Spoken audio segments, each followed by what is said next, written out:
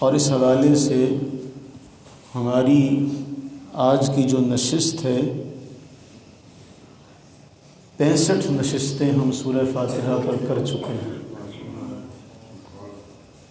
65 نشستیں، اور آج کی جو نشست ہے وہ 66ویں نشست ہے۔ اس طرح ہم نے کل پڑھا کہ یہاں جائز اور ناجائز کا اختلاف نہیں، بلکہ کس بات کا اختلاف ہے؟ افضلیت کا اختلاف ہے۔ اب بات بہت اہم ہے اور باریک ہے، سمجھنے والی ہے۔ جو لوگ حدیث کے مزاج سے ناواقف ہیں ان کے لیے یہ باتیں نئی ہیں، وہ ان کے لیے تو ہو سکتا ہے اجنبیت کا ماحول ہو، ورنہ حدیث پاک کا جو مزاج ہے وہ کیسا ہے۔ اما عائشہ صدیقہ رضی اللہ تعالی عنہا سے سوال کیا جاتا ہے کہ رسول اللہ صلی اللہ علیہ وسلم جب اپنی بیویوں کے پاس جاتے، ازواج مطہرات کے پاس جاتے، تو آپ غسل کب کرتے؟ آیا رات کے وقت کر لیتے یا آخر رات میں کرتے؟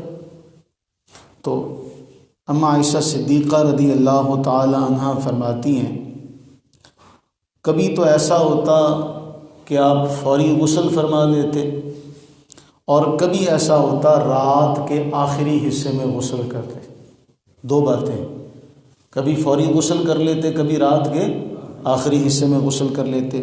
اب پوچھنے والے نے جب یہ بات سنی تو بے اختیار ہو کر کہا اللہ اکبر، الحمدللہ الذی جعل فی الامر سعۃ، تمام کی تمام خوبیاں اللہ کے لیے جس نے دینی امور میں آسانی عطا کی، جس نے دینی امور میں آسانی عطا کی کہ آپ فوری بھی نہا سکتے ہیں، رات کے آخری حصے میں بھی نہا سکتے ہیں، یعنی فجر سے پہلے۔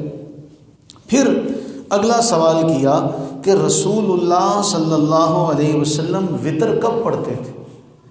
وتر کی نماز آپ کب ادا کرتے تھے؟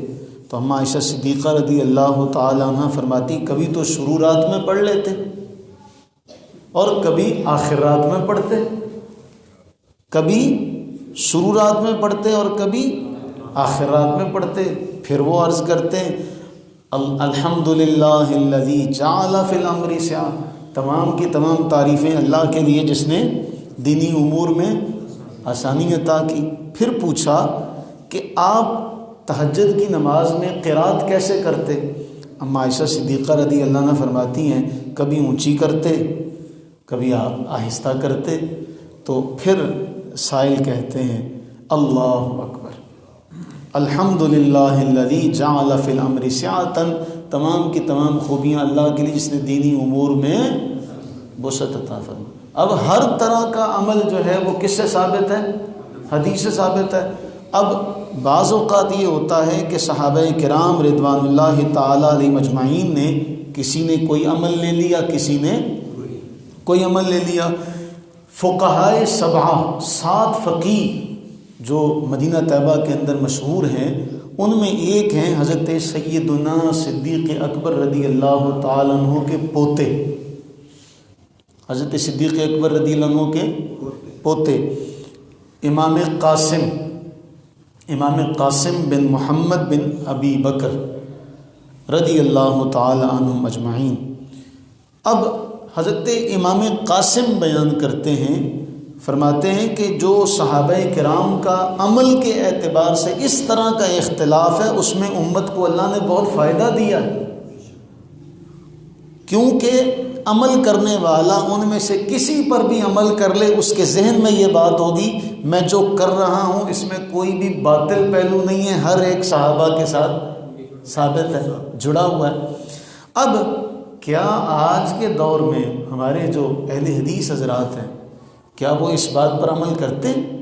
کیا یہ دونوں ہر طرح کی جو روایات صحابہ سے ثابت ہیں؟ اب انہی کے امام شیخ ابن تیمیہ نے اپنے فتاویٰ میں یہ بات لکھی، بہت کمال کی یہ بات ہے اور بڑی سمجھنے والی۔ اب ہم نے دیکھنا ہے کہ اس سلف صالحین کا جو دور ہے اس میں ان لوگوں کی جو سوچ تھی، ذہن تھا، وہ کیسا تھا، اور آج کے دور میں ذہن اور سوچ کیسی ہے۔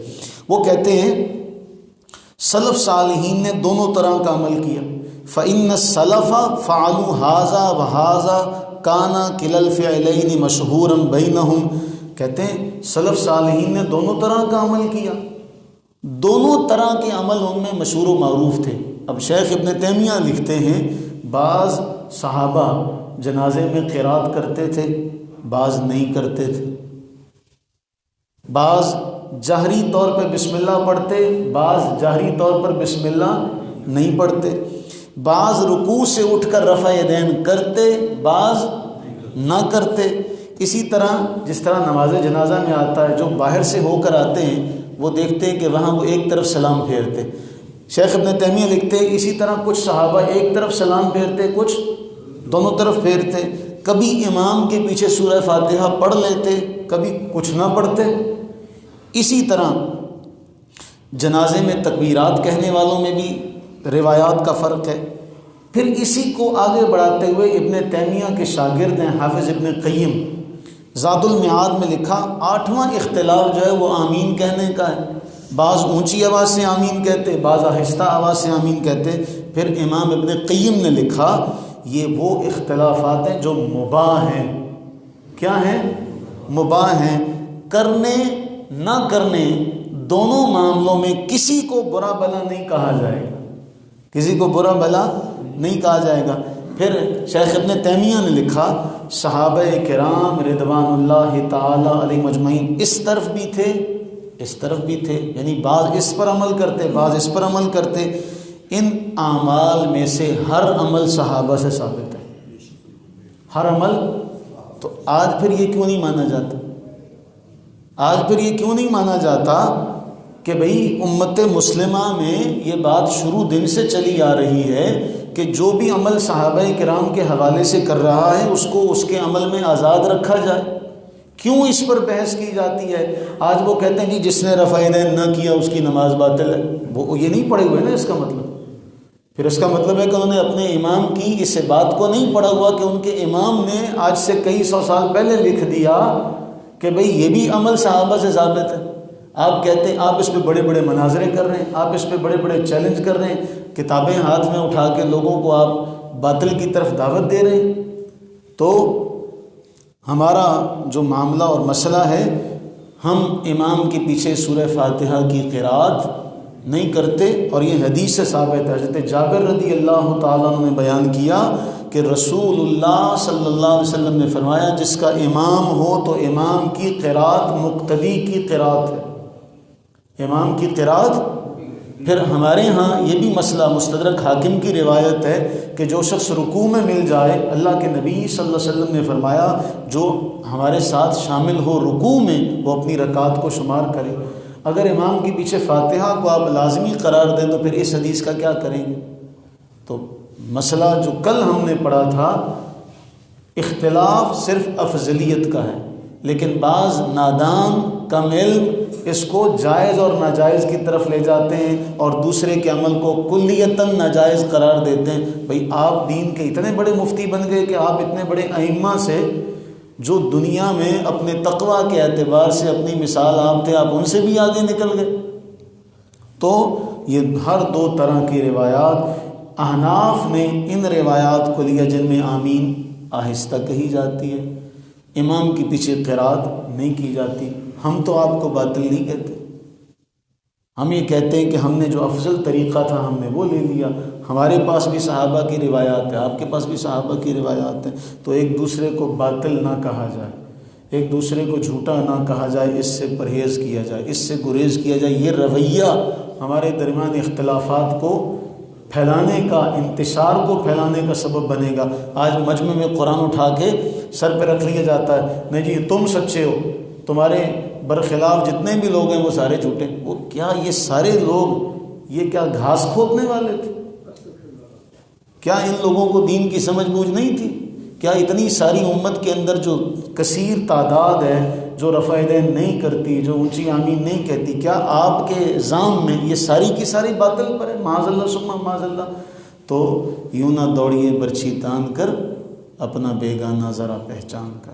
اللہ سے دعا کریں باری تعالی ہم تمام پر اپنی رحمتیں برکتیں نازل فرمائے. ہمارا اس کے ساتھ ہی سورہ فاتحہ ہماری بساط کے مطابق، ہماری کمزور سی طاقت کے مطابق ہم نے اس کو کیا۔ دعا کریں اللہ تعالیٰ اسے قبول فرمائے اور ہمارا یہ سفر جاری و ساری رہے۔ ہم نے وہ سورہ فاتحہ مکمل کر لی، گویا ہم نے آغاز کر لیا۔ مدارس میں جب کوئی داخل ہو جاتا ہے نا، وہ ابھی اس نے حفظ کچھ نہیں کیا ہوتا تو اسے حافظ صاحب کہنا شروع کر دیتے ہیں۔ کیا کہنا شروع کر دیتے ہیں؟ وہی کہنے والے کی برکت سے ہی شاید اللہ تعالیٰ اسے توڑ پار پہنچا دے۔ تو ہم نے بھی فاتحہ سے آغاز اپنا کر لیا ہے۔ اللہ سے دعا کریں جس مالک نے ہمیں یہ توفیق عطا فرمائی، اللہ تعالیٰ ہمیں بھی آگے بھی استقامت عطا فرمائے۔ آمین ثم آمین۔